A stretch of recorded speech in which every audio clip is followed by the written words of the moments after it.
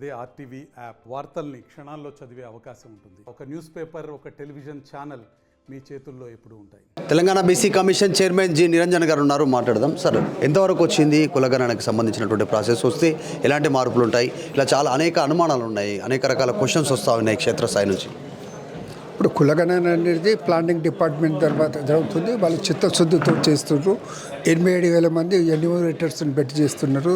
10,000 మందికి మించి సూపర్వైజర్స్ను పెట్టి చేస్తున్నారు. మేము కూడా బహిరంగ విచారణకు డిస్ట్రిక్ట్ వెళ్ళినప్పుడు మేములే ఎన్యూమరేటర్స్ తోటి ఇంటరాక్ట్ అయినాం. ఆ క్వశ్చనర్స్ ఎక్కడ పెట్టినరో అక్కడ కూడా పోయేసి ఎంత భద్రంగా పెట్టడం జరిగిందో అది కూడా మేము చూడటం జరిగింది. సో ఎవరికి ఎటువంటి అనేది సంశయాలు అక్కర్లేదు. ఇన్ టైం ఆ కార్యక్రమం అనేది సజావుగా సాగుతుంది. దానికి సంబంధించినటువంటి గణనకు సంబంధించినటువంటి పేపర్లు మేడ్చల్లో, తర్వాత తార్నాకలో రోడ్డు మీద దర్శనం ఇస్తున్నటువంటి సిచ్యువేషన్ అనేది ఇది మీకు సంబంధం లేదు. కానీ ఇప్పుడు దీని మీద మీ రెస్పాన్స్ ఏంది అసలు? ఇప్పుడు అది మాకు తెలియగానే అది తార్నాకలో పడ్డాయి. కానీ అవి పడ్డవి ఎక్కడ పోయిందంటే జవహర్ నగర్ డివిజన్కి సంబంధించినవి పడ్డాయి. ఆ జవహర్ నగర్ మేడ్చల్ మల్కాజిగిరి డిస్టిక్కి సంబంధించింది. అది మా దృష్టికి రాగానే ఇమ్మీడియట్గా అనేది మేము మేడ్చల్ కలెక్టర్కు బీసీ కమిషన్ లెటర్ రాసింది. సాయంత్రం వరకు రిపోర్ట్ ఇవ్వమంటే వాళ్ళు రిపోర్ట్ ఇచ్చిండ్రు. అది సూపర్వైజర్ పొరపాటు వలన జరిగింది. ఆ సూపర్వైజర్ను సస్పెండ్ చేయటం జరిగింది. ఆ కన్సర్న్ మున్సిపల్ కమిషనర్ ఎవరైతే ఉన్నారో అతనికి షోకాజ్ నోటీస్ కూడా ఇవ్వడం జరిగింది. ఆ పేపర్స్ మొత్తం రికలెక్ట్ అయినవి, వాటిని అన్నిటిని అనేది భద్రంగా ఉన్నాయన్నమాట చెప్పడం జరిగింది. అంటే జనరల్గా దాంట్లో ఉన్నటువంటి డేటా చాలా పదిలమైనగా ఉంచాల్సినటువంటి డేటా, చాలా గోప్యంగా ఉంచాల్సినటువంటి డేటా ప్రభుత్వం దగ్గరికి ఇచ్చేది. ఎందుకంటే కుటుంబ సభ్యుల ఆధార్ వివరాలతో పాటు ఫోన్ నెంబర్లతో, బ్యాంకుల వివరాలతో పాటు ఇంకా ఆస్తుల వివరాలతో దాంట్లో అడిగినటువంటి అన్ని సమాధానాలు, ముఖ్యంగా కుటుంబ సభ్యుల వివరాలు అత్యంత గోప్యంగా ఉంచాల్సినటువంటి వివరాలు రోడ్డుపైకి వస్తున్నటువంటి సిచ్యువేషన్. ఈ నిర్లక్ష్యం ఎందుకు? అంటే వారికి సరైనటువంటి ట్రైనింగ్ లేదా? ఈ ఎన్యూమరేటర్లు వారి ప్లేస్లో వేరే వాళ్ళని పంపిస్తూ ఉన్నారా? అనేక అనుమానాలు వ్యక్తం క్షేత్రస్థాయి ప్రజలు. అట్లా కాదు, జరిగింది ఒకటి దగ్గర తార్నాకది, ఇంకెక్కడ జరగలేదు.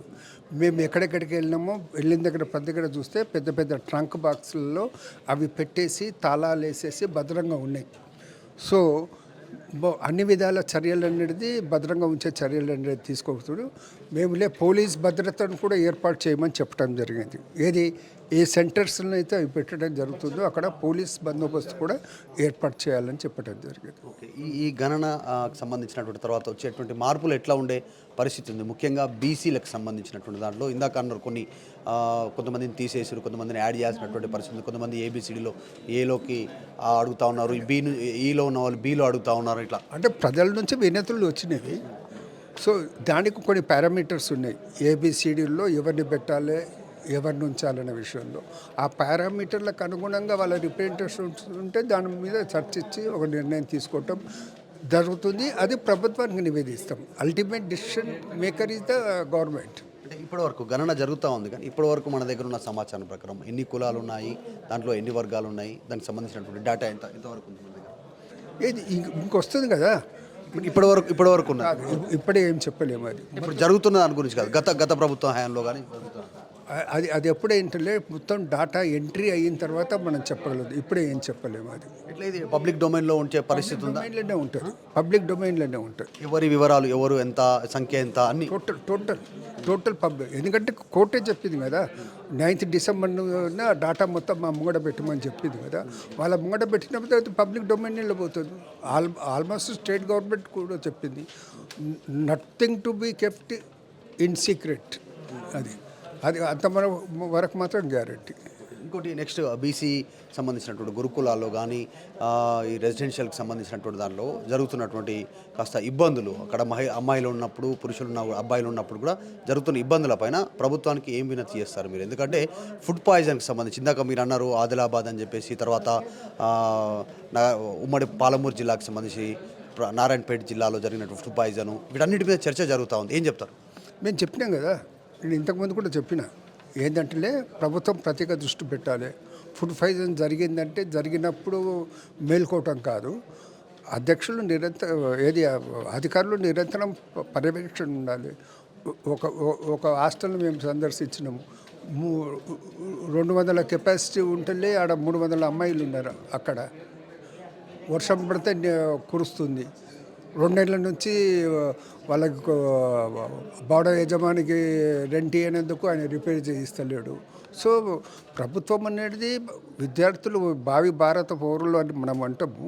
వాళ్ళకు అనేది సరిగ్గా సౌకర్యాలు కల్పించాలి. ప్రతి డిస్టిక్లో అక్కడ అబ్బాయిలకు అమ్మాయిలకులే ఆధునిక వసతులతో హాస్టల్ సౌకర్యాలు కల్పించాలి. అది చాలా ప్రయారిటీతో తీసుకోవాల్సినటువంటి విషయం అది. నిజంగానే అంటే అక్కడికి చదువుకోవడానికి వచ్చినటువంటి వాళ్ళు అత్యంత వెనకబడిన తరగతుల నుంచి వాళ్ళు గురుకులాల్లో తర్వాత రెసిడెన్షియల్కి సంబంధించిన స్కూళ్ళలో కాలేజీలో చదువుకోవడానికి వచ్చినటువంటి పరిస్థితి. అట్లాంటి వాళ్ళ విషయంలో ఎందుకు ప్రభుత్వ వైఖరులు గత ప్రభుత్వం కానీ ఈ ప్రభుత్వం కానీ ఏదైనా ప్రభుత్వ వైఖరి ఎందుకు మారట్లేదు అనుకుంటారు? మారాలంటే ప్రభుత్వం ఎట్లా ఇనిషియేట్ తీసుకోవాలి? సంవత్సరం అవుతుంది కాంగ్రెస్ అధికారంలోకి వచ్చి కూడా. గత ప్రభుత్వమైనా ప్రభుత్వాలకు సంబంధించిన ఆ వివరాలకు ప్రభుత్వాలు ఈ ప్రభుత్వం ఏం చేస్తుంది ఆ ప్రభుత్వం ఏం చేస్తుంది అందులో కమిషన్ పోదు. కమిషన్ ఉద్దేశం ఏంటంటే బీసీలకు సంబంధించినటువంటి అన్ని విషయాలపై స్పందిస్తుంది, నిర్మోహమాటంగా చెప్తుంది. అంతవరకు నేను చెప్పగలను. కమిషన్ ఆధ్వర్యంలో కూడా మీరు కూడా చూసే అవకాశం ఉంటుందా వెళ్ళి? తప్పకుండా ఇట్లాంటి పరిస్థితులకు సంబంధించి జరిగినా వెళ్తాం మేము.